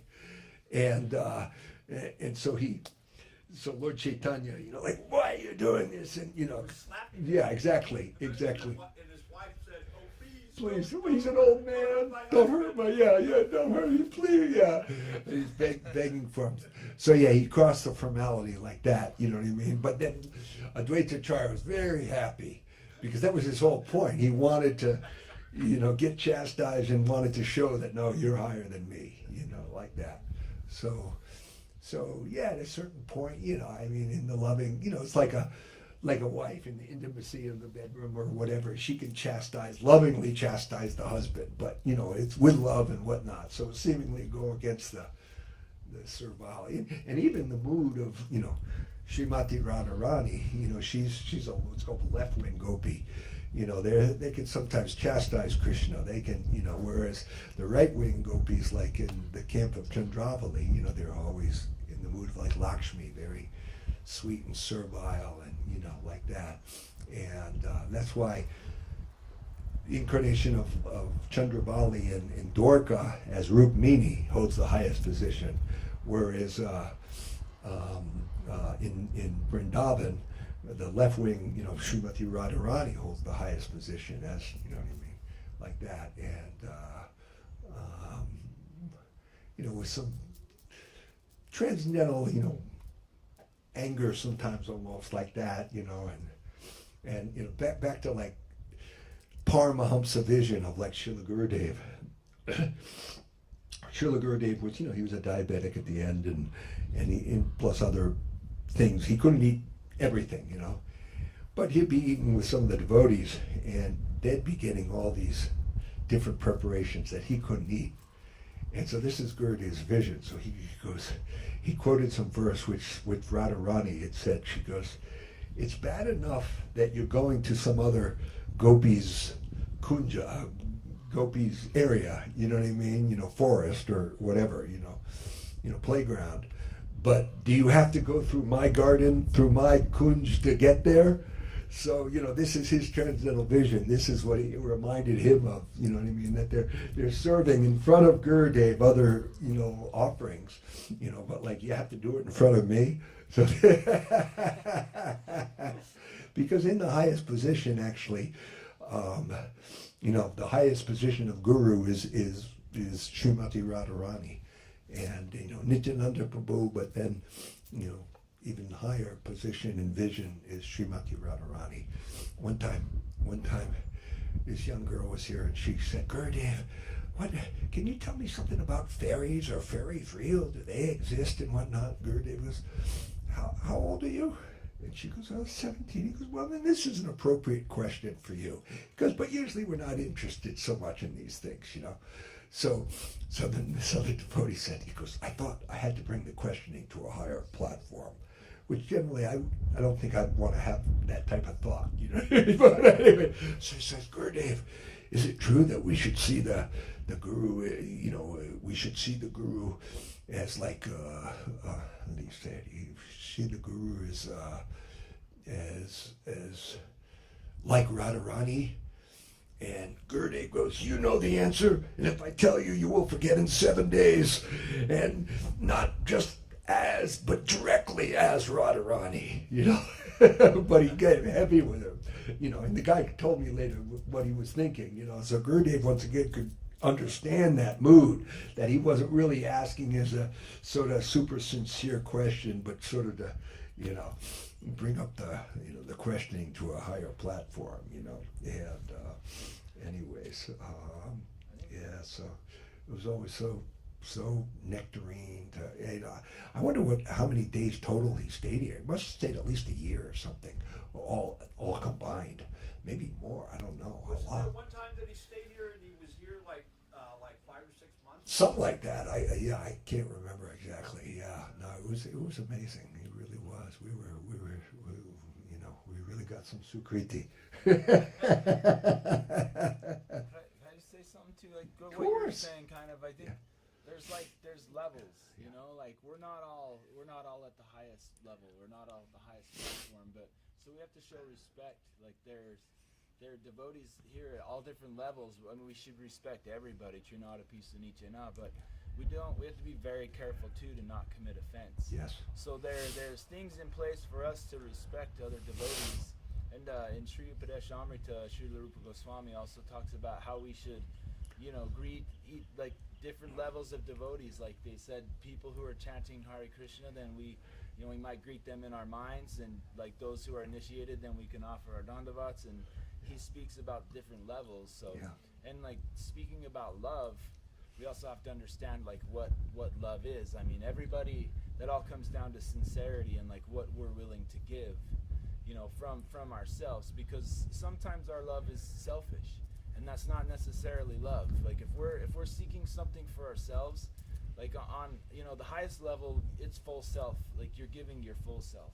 Like that's ultimately like love proper. The highest thing is giving yourself fully and dedicating yourself fully, which is what we're all trying to do. And like, do we do it perfectly? Like maybe not, but like that's why we're practicing this thing. So etiquette's just important. Like we have senior devotees here who have like dedicated themselves for like many years, and like we should respect that and worship that.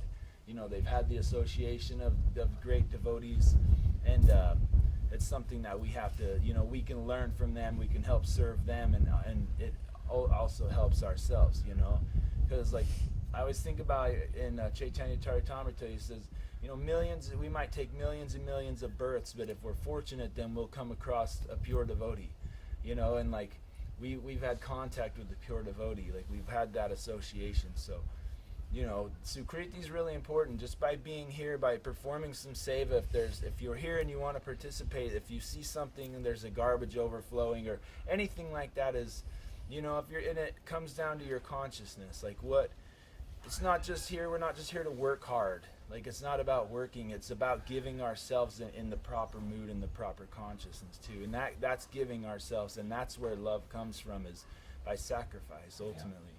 So there's just some thoughts I had on your question. It's a really good question. Actually, I have a thought also, if I can add. Yeah, I can think of course. something. If you think about with like art, like jazz or painting, you're supposed to learn how to do things correctly, perfectly first. Like as a jazz musician, you learn how to play it in the 4/4 time signature with the right, structure and everything.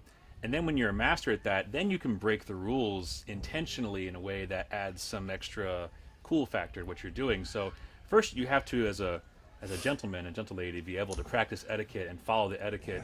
And then maybe you step over that etiquette in certain cases with some good friend as a show of affection, or in some intimate situation, intentionally maybe you'll bend the etiquette to further have intimacy. But the baseline is first that you are having etiquette, you know how to have etiquette, that's there to begin with. Something like this. Good, yeah. Yeah, it's just sort of like in martial arts. And Bruce Lee would say, first you're doing your katas and your forms and, in a certain way, and until you learn them expertly.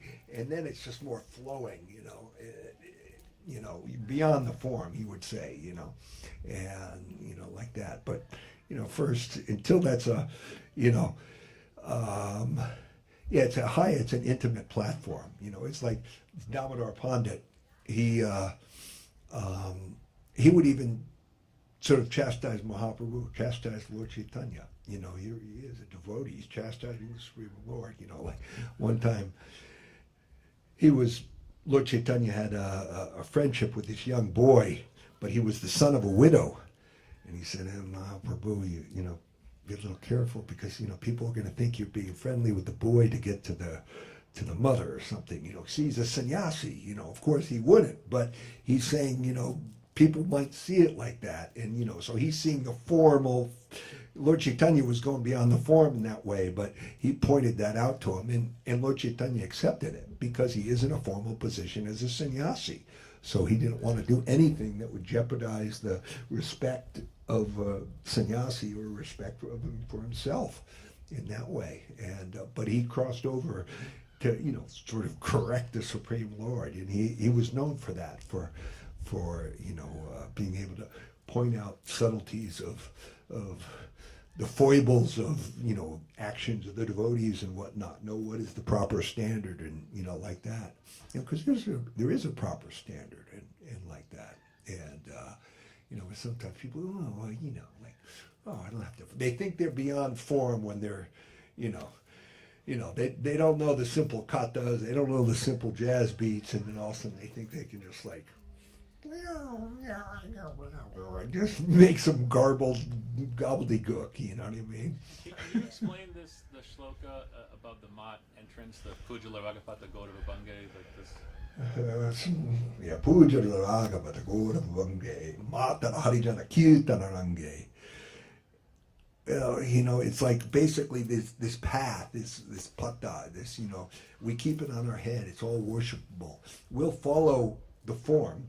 We'll follow the you know, in one sense, almost like the vidhi. You know, but we'll worship those great souls who are following this raga marg, the path of divine love, spontaneous love. But we'll keep that on our head. We won't just, you know, Guru Maharaj would always say, fools rush in where angels fear to tread. So, you know, in that way, if we think we're just, you know, we're like Nityananda Prabhu, we can do anything and everything, like Guru Maharaj would say sometimes, and they will do anything and everything in the name of anything and everything. So we can't do anything and everything in the name of anything and everything. You know what I mean? But Nityananda Prabhu can do anything and everything. But it won't be in the name of anything and everything. It'll be in the name of Mahaprabhu, or the name of, you know, like that. Yeah. I heard that actually Sri Govinda Maharaj made an adjustment to the original. Yeah, he did. Yeah, the original by Srila Bhakti Siddhanta was Vishaya Range. And he changed it because he thought that was Vishaya. Yeah, okay. Anyways, and, you know, Vishaya, it was harder to understand. It was very high, so he changed it to Kirtana Range. Yeah, it used to be Pujala Ragapata Gaurava Bange, Matara Harijana Vishaya Range. And you know, and that's how high Govinda Maharaj was, that he can change his Param Guru, his not grandfather, but his great, you know, guru, his grandfather guru's, you know, wording to Kirtana Range, to make it, and Guru Maharaj, you know, fully embrace that and put it as the words above the mat. And that's what Lord, and showing in that, you know, almost like we showed in the play today, you know, holding it up above our head, you know what I mean? We're down below and this is all above us, you know, so yeah, keeping this, you know, always with this mood of, you know, everything is above us, you know, and in that way, you know, yeah. Prabhu was talking about, like, if we can do something to get that Sakriti, like, I remember my first experience, I'd been homeless, and then I heard that the temple would let people stay there.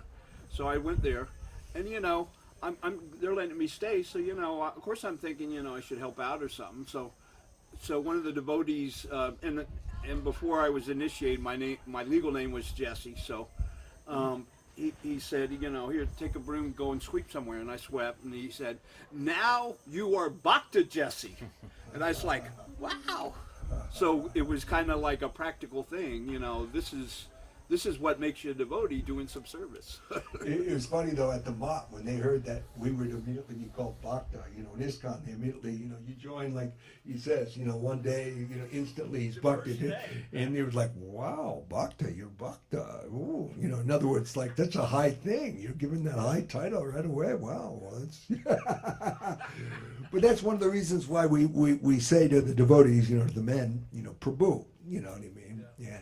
Not that we're, you know, Devi Dasi to the girls, so we're also respectful to that. But the point is, Prabhu, master. We're calling every, you know, Bhima Krishna Prabhu, Krishna Jaya Prabhu, you know what I mean, like this, you know, and Krishnananda Prabhu, you know, we're all. And hey, I gotta say, I've forgotten your name, Prabhu. What is it? Yahir. What? Yahir. Yahir. Okay. So you're not initiated yet? No, I'm not. Okay. Yeah. I thought you were. That's why I was thinking you were. Your brother is, right? No. He's not either, huh? Sorry. Ananda Okay. Krishna's his cousin. Oh, that's it. Okay, that's it. Because you were the three amigos together.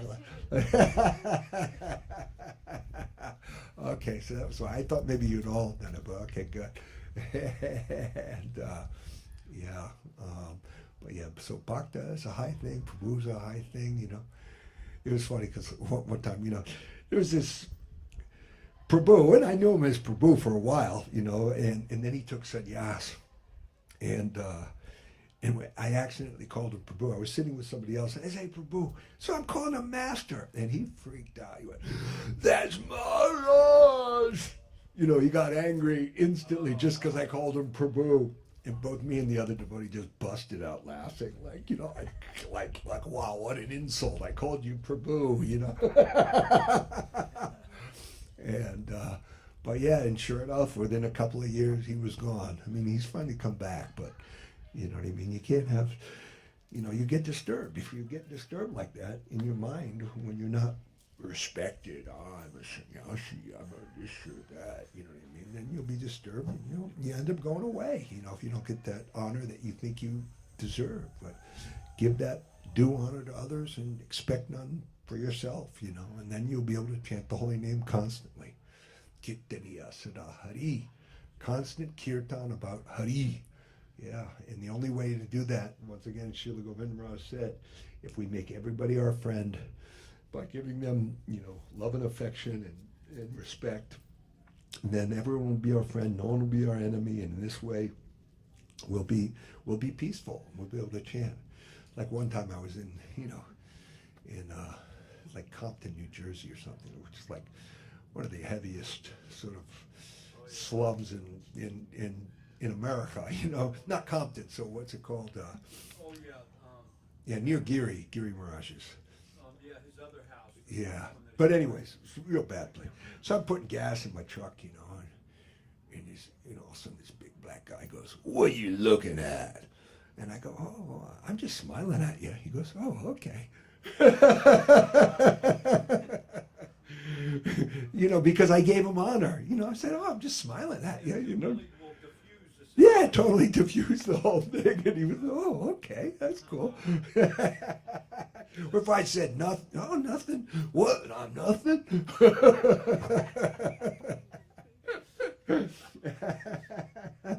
But it says it's like the six Goswamis of Vrindavan in the beautiful song, "Dira Dira Jana Priya Priya Karo." You know, they were dear to the gentle and the ruffians alike because they're completely non-envious. They're not looking at you and thinking, "Oh my God, this is a low life.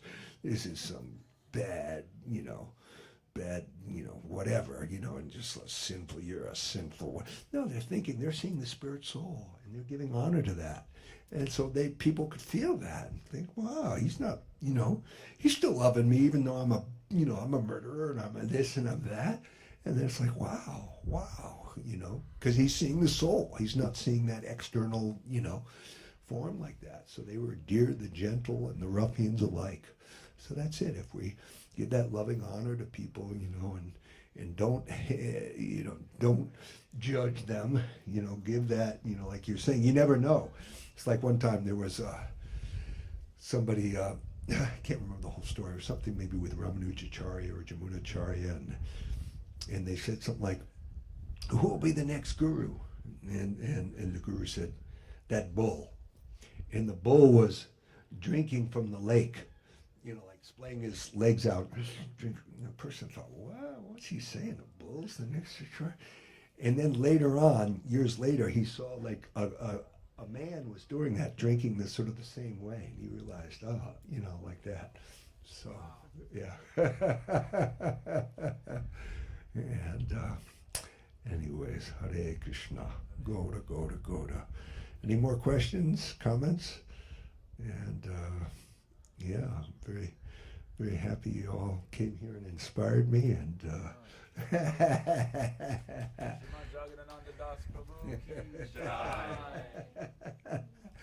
Goda, Goda, Goda, Goda, Goda. And I don't know if you know this, but Srila Sridhar Maharaj, at the end of his life, for 2 years before he left, he put down his japa bag and chanting of Hare Krishna, and he would just chant Dal Nitai, Dal, merciful Nitai, compassionate Nitai, Nitai, saying like Gurudev, Nityananda, Guru, you know, original, he's my only hope. Nitai, Nitai, Nitai, just constantly Nitai, Nitai, Nitai, Nitai, Nitai. So sometimes I tell people like, yeah, just like, we have to remember we're tiny, tiny, insignificant living entities. Tiny, very tiny. So if we just think this tiny,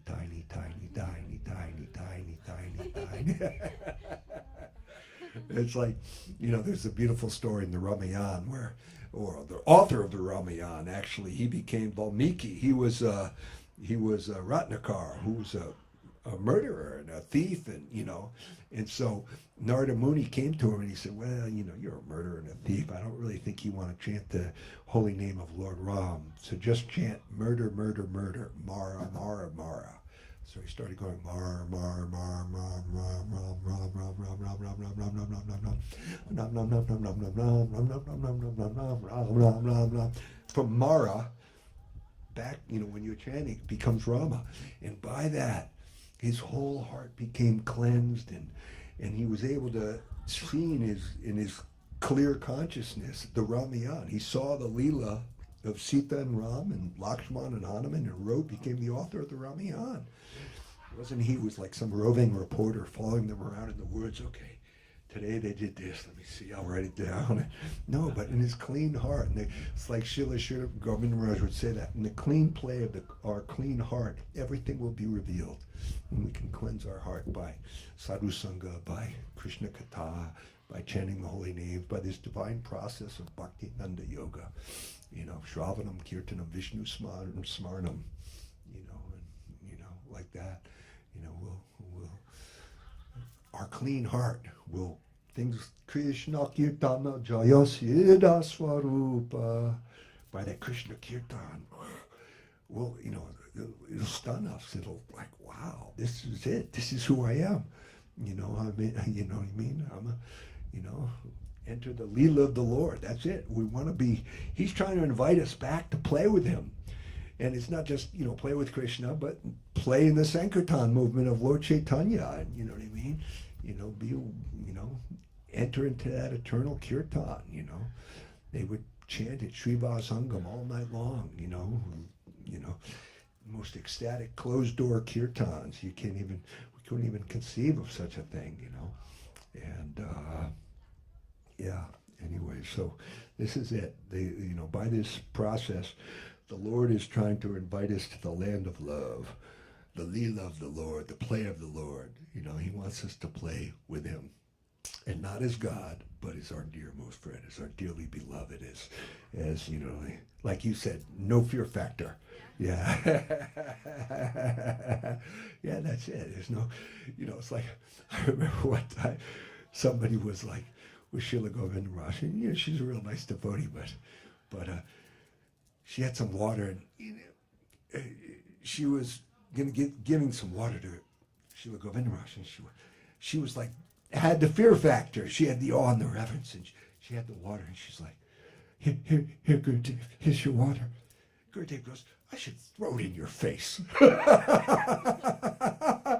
You sort of showing her, like, come on, just be real. You know what I mean? What is this? Oh, Gurudev, like you're afraid. You're giving. Sudarshan always said, Gurudev wanted you to be your authentic self. Exactly. Like, Krishna's in our heart. He knows what we are, so just. Exactly. He says, always offer yourself where you're at right now. Don't wait till you're not going to become this perfect thing, like offer yourself now, like whoever you are, like whatever stage you're at, like start from here and offer yourself now. Yeah, no pretenses, and certainly don't try to make a show or try to act like you're higher than you are. Because believe me, Gurudev will see through that real quick. Sometimes humility comes from humiliation. It's like one time we were here, and I'd always be going in with Gurudev and into his room or whatever. But one time, there's 30 or 40 people, and it's called. You see, the thing is, some of the gross things are easier to give up, but the subtle things, name and fame, that's the hardest thing to give up. So all of a sudden, I'm, with Gurudev, and the people are all there, or they're leaving, but I'm still staying with Gurudev, and I sort of got a Pratishta thought, like, oh yeah, like, I'm in the inner circle, something like that, Gurudev turned to me and went, Prabhu, you have something to do? Like he could just understand, and he's like, don't use me for your Pratishta, your name and fame, and man, And I just like, It's like the Shruta Shrafa, who's a dear friend of ours who departed a few years ago. He said, like, and he was like a tough Brooklyn guy, you know what I mean? So, real sort of ornery, tough guy, And he goes, I'm not afraid of anything in this world except Gurudev. And Gurudev, man, when Gurudev showed you how heavy he was heavy. So just like that, when he just saying that simple thing to me, I'm like, no, Gurudev. Forgive me. Well, I came in, can I tell a quick little thing? Yeah. So I came in one time in Calcutta. Gurudev went out somewhere in the car, and he had a different. It wasn't Mahananda at the time. He wasn't driving, but he had this other driver. And I was in the room, but Gurudev came in. I knew he was coming, so I came out to see what was going on. But everyone was quiet, and they were walking up the stairs. But it was like the mood was so heavy. I guess he really got on some, like the driver did something dangerous, or I don't know, but he chastised him heavily. But and Gurudev at the time he was showing ill health, but he walked up the stairs, and I just remember Sham Sundar from Italy. He was like Jai Shri's husband. Oh, He was. I'm like, what happened? He's like, oh, Gurudev, he's like, oh, the fire. And he goes, it's good, because Gurudev, he's walking all the way up the stairs, showing. But just that mood, it's like you feeling that thing, but like you're saying, anyway. Yeah, like Guru Maharaj would say, Guru means heavier than Himalayas, unshakable in his position, but also like that, like, whoa, when you're fire, he's chastising you, and whoa, it like hit you. And but I call Gurudev, I called him like a samurai sadhu. Sadhu means one who cuts. They cut your false ego. But like there's a story of the samurai, and he takes the sword and he sweeps it at the person, and then the person laughs. He goes, "Ha, you missed." He goes, "No, shake your head." In other words, he had such a sharp sword, he cut his head, but everything's still sort of like connected. Shake your head and it'll fall off. So Gurudev's like that. He could cut your ego, but in such a way like that it wouldn't hurt. You know what I mean? And it's like there was this one big Prabhupada disciple. He was like a huge collector, GBC, and this and that, and he got into Srila Govinda Maharaj at first, and but then later he met some other guy who wasn't qualified, but the guy could quote slokas like the wind, just like the wind. And he goes, well, Srila Govinda Maharaj always made me uncomfortable because he was always praising me. But like this other Maharaj, he's always chastising me, and it makes me feel good. So who's working on your ego then? Govinda Maharaj must say, oh, Prabhu, you were such a wonderful servant of Prabhupada, and you this and that. Oh, I'm so happy you're coming, and so that's bringing out his humility, and it's a fact when Govinda Maharaj, somebody like that praises you, it's like, oh my God, it brings that humility out, which is what attracts Krishna. Guru Maharaj would always say, by our negativity, by our feeling fallen, our feeling needy, then we'll genuinely cry out. But if we're thinking, I'm chanting so nicely, I'm falling so nicely, I'm doing everything so nicely, Krishna's like, okay, well, you don't need my help. You're doing nicely. But if you're feeling fallen, you're feeling, I have no hope, oh, Krishna, Mom, he's right there. It's like if you have a few kids, you can detect, oh, this is a needy cry, this is an attention cry, this is a genuine hurt cry, and you know which one needs attention. So Krishna, he knows, you know what I mean? So Hare Krishna, Hare Krishna, Krishna Krishna, Shnikiti Ram, you know what I mean? But counting,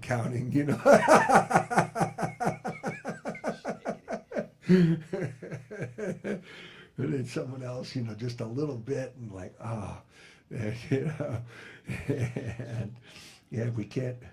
you can't cheat in this process. You can't cheat, you know what I mean? Krishna's, it says right in the Gita, he's the cheat of the cheaters of cheaters. Of cheats, I'm the cheat. You think you're a cheater? You ain't nothing. You're a small timer. Yeah. So I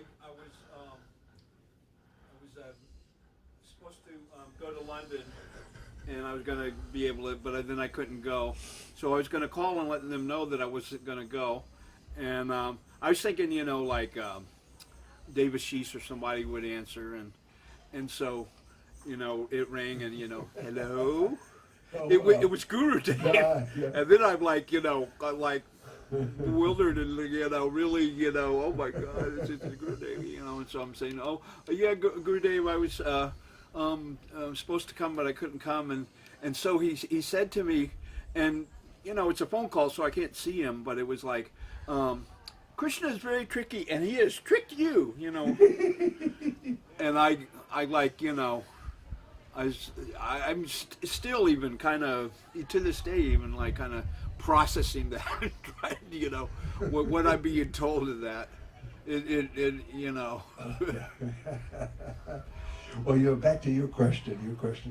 One time also, sort of a long story, but I'll just, somehow I said something to Gurudev, and he goes, Prabhu, that is a form of chastisement, but I like it.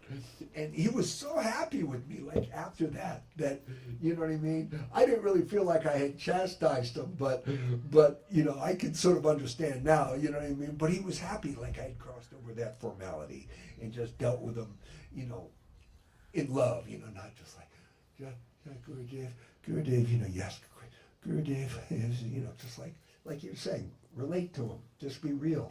What did you say to him? No, I don't even remember exactly. It's sort of a long story, you know what I mean? It's not, that's not the point of the matter. The point is just that, like she was saying, crossing over that formality. Dealing them, more as like my senior god brother rather than guru. And I know that when I would deal with him more as a guru, like that, somebody likes to, it's just like, you love your kids. And it's great to play with your kids and whatnot, but sometimes you need some adult association. You need some friends who are more on your level and whatnot, you know what I mean? So same thing, he's guru, but he liked to also have his godbrother friends, you know what I mean? And, because he is a person. He's a loving person, personal person, and he's not thinking he's guru. So anyways, all right, so we'll go. Well, I'm once again very happy, and Jagadananda, Jaguru Maharaj, look at him beaming there, and young Sri Govinda Maharaj, and Hare Krishna. Wow. He would say sometime, when I leave, I will be sitting in this oak tree here, and I will be looking down. Watching the devotees. One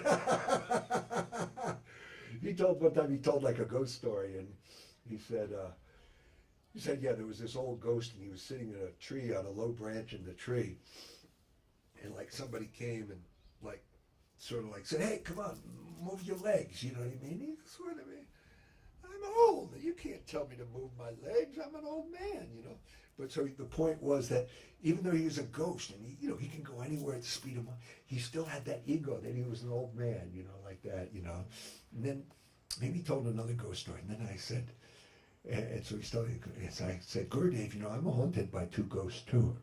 He looks at me like, like you're crazy, you know what I mean? But and I said, yeah, bhukti and mukti, and there's a verse that says like that we're calling Bhakti Devi. We're trying to say Bhakti. We want Bhakti, but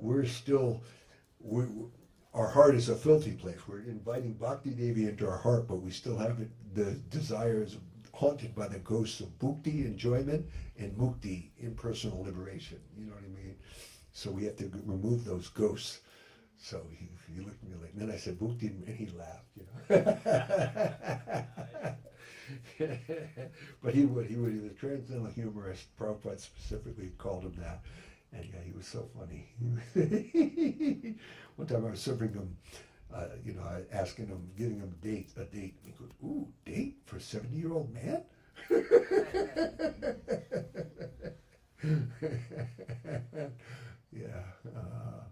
Yeah, he was something else. That's what I'll say. He is something else, and he's still accessible. We cry out to him. He's right there, and so and And that's the way ultimately he said, Guru Maharaj said, if you go to judge a Vaishnava, you see how dear were they to their guru, how much love and affection did their guru have for them, and how much were they in their heart of their guru, and how much love and affection did they have for their guru.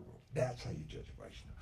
Not their position as a guru, not their position as a, GBC, XYZ, or whatever.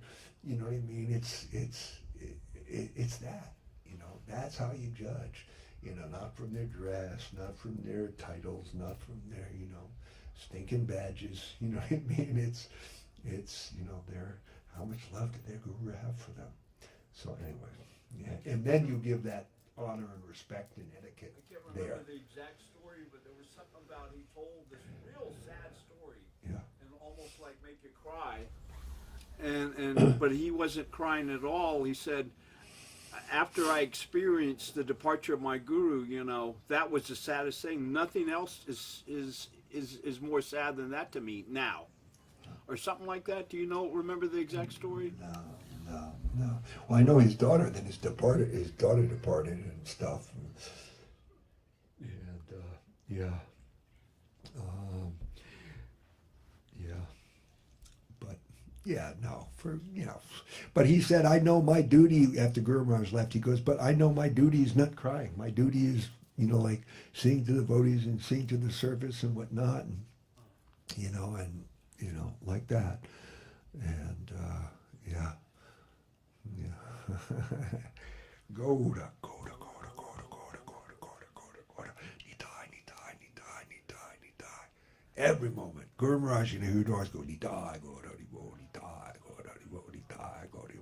because in case I've committed any offenses in my talks or I'm speaking some high things, I'm going Nitai, Goda, like that. And we're not imitating, we're following in the footsteps, you know what I mean? I would think so. And yeah, so there's a difference between imitation and following in the footsteps, And it's Gordy Tide. It's not like we're saying. Yeah. Yeah. And Goda. Anyways, Nitai. All right, so once again, you bless me all. Jai, you all the Vaishnavas ki jai. Jai, Srila Bhakti Sundar Govinda Dev Goswami Maharaj ki jai. Jai, Srila Bhakti Rakak Sridhar Dev Goswami Maharaj ki jai. Shri Rupa Guru Varga ki jai. Shri Guru Garanga Garvika Gididhari Ju ki jai. Shri Guru Garanga Gandharva Govinda Sindar Ju ki jai. Nichai Chaitanya Dev ki jai. Giriraj ki jai. All the Vaishnavas ki jai. Nitai Gaura Premanandi Hari Hari Bo. Jagadananda Prabhu ki jai. Hare Krishna. We have many more classes like this. I hope so. They only scheduled me for the one. I always get sort of bummed out, you know what I mean? We can always have more that are unscheduled. The famous unscheduled classes. Yeah, we try to do that then. And I like it to be informal like that. I don't want to just give a talk. I mean, I could do that, but I like it when everybody's adding and feel free and it's not And you think Gurdev, that's the thing about Gurdev, which I can't understand is that Gurdev, that's how he always did that. He rarely gave a formal talk on formal days or whatever. But most of the time we just go up there and you know what I mean? But then most everybody else like to give him a talk. Let's just sort of, have a quote darshan for him, Anyway. Sorry. Jai Gurudev, Jai Gurudev. Where'd this chair come from, Jaga? Hey, Jagadananda, where was this at? Oh, Over there. I'll get it. Goda. Starting to feel the effects of the hill. Time. Buzz up. How long are you guys staying? So, how do you pronounce your name again?